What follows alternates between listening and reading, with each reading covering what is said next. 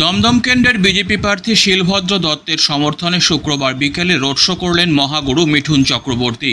এদিন নিউ ব্যারাকপুরের সাজিরহাট লোকনাথ বাবার মন্দিরের কাছ থেকে মিঠুনের রোড শো শুরু হয়ে সোদপুর মধ্যমগ্রাম রোড ধরে সোদপুর বোর্ড ঘরে শেষ হয়। দলীয় প্রার্থী শিলভদ্র দত্তকে সঙ্গে নিয়ে হুডখোলা গাড়িতে চেপে মহাগুরু রোড শো করেন।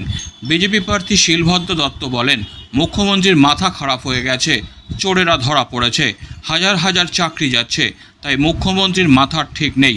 ভোটের পর আরও কারা চিলে যাবে তা নিয়ে উনি বেশ চিন্তিত। কিছুই বলবো না।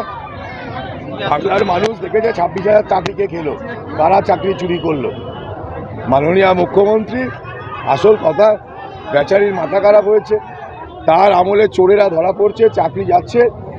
26,000 চাকরি সুপ্রিম কোর্টে গিয়ে কিছুদিনের জন্য আটকেছেন। আর এই ত্রিপুরায় সিপিএমের ওই চাকরি চুরি, চাকরি যাওয়া, সেটা বিজেপিকে নিয়ে এসেছিল। এখানে তৃণমূলের চাকরি চুরি আর ওদের এই ভ্রান্ত ভুল চাকরিকে বাতিল করে এরপর বিজেপি আসবে এবং তারপরই সত্যিকারের অ্যাপয়েন্টমেন্ট পাবে মানুষজন ঠিক মতো। চোরেরা আছে, এখন চোরের মায়ের বড় গলা হয়। যিনি সব থেকে বড় চোর তিনি আবার অন্যকে চোর বলছেন, এ কথা কেউ শোনে না। উনি বলছেন 10 লক্ষ চাকরি রেডি আছে, ভোট নিতেই আমি করি। এখন বলছেন কারণ 11 সাল থেকে তো আছেন, এতদিন করেননি কেন? হঠাৎ ভোটের আগে চাকরির কথা মনে পড়ছে কেন? তার মানে এটা যে ভাওতা, উনি প্রতিদিন যে ভাওতা দেন সেই ভাওতাগুলোর একটা ভাওতা হচ্ছে এটা। মিথ্যে কথা বলে মানুষের কাছে ভোট চাইতে আসছেন। আসলে উনি এগুলো বলছেন, উনি তো জানেন 24-এ বিজেপি যা আসন পাবে 26 অব্দি উনি থাকবেন না। তার জন্য উল্টোপাল্টা বকছেন। আর প্রচণ্ড গরম, একটা লোকসভা কেন্দ্রে 5টা প্রোগ্রাম করছেন, বেচারির অবস্থা খারাপ। ওর প্রতি সহানুভূতিশীল হন, সব কথার ভুল ধরবেন না। আর এত চোর ঘিরে রেখেছে, কোন চোরকে বাঁচাবে? যে কারণে ভুলভাল বলে ফেলছেন, সহানুভূতিশীল হন, সবসময় ওনার দোষটা দেখবেন না। অর্জুন সিংকে গতকালকে আপনি জানেন যে ফোনে হুমকি দেওয়া হয়েছে, খুনি এখনো কোনো পুলিশ গ্রেপ্তার করতে পারলো না। না, পুলিশ গ্রেপ্তার করবে কি করে? পুলিশের লোকেরাই তো, মানে তৃণমূলের লোকেরাই তো করছে। তবে ক্ষমতা লাগলে খুন করুক না, কত বড় বাপের বেটা দেখবো।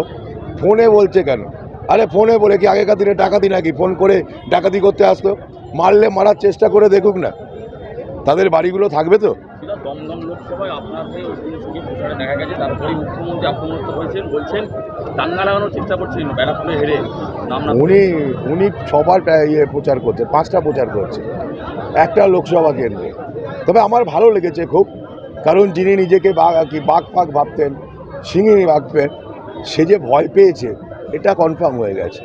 আর অর্জুন সিং বিজেপির নেতা, বিজেপির প্রার্থী, বিজেপির সাংসদ, সে কেন্দ্রে আসবে, তাতে কার কি?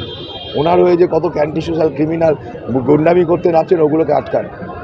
অর্জুন সিংকে যখন আদর করে নিয়েছিলেন তখন মনে হয়নি অর্জুন সিং গুন্ডা? আজকে মনে হচ্ছে। তো সব পালা, আবার বলছি একটু সহানুভূতিশীল ওনার প্রতি, কারণ ভুলভাল বকছেন।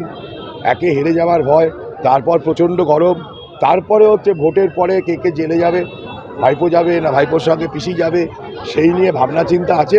তাই ওনার প্রতি একটু সহানুভূতিশীল হন, ওনার সব কথা ধরবেন না। Disclaimer. This channel may not promote any violent, harmful or legal activities. All content provided by this channel is meant for an educational purpose only.